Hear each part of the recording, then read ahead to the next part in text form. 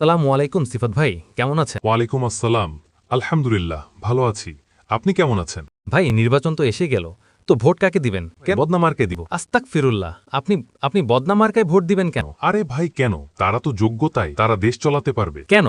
আপনি কি মামুনুল হক এবং চরমনাইকে দেখেন না? তারা তো অনেক উপযোগী। আরে না, হুজুররা দেশ চালাতে পারবে না। জাহিদ, কেন ভাই?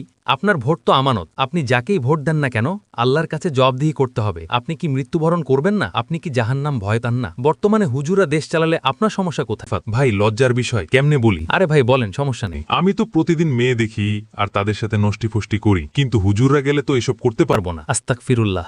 ভাই, আপনি আল্লাহর এই আয়াতকে ভয় করেন। আল্লাহ বলেছেন, তোমরা জিনা করো না, এমনকি তার ধারে কাছেও যেও না। তো আপনি কি জবাব দিবেন কাল কিয়ামতের দিন? আসলেই ভাই, আমার ভুল হয়েছে।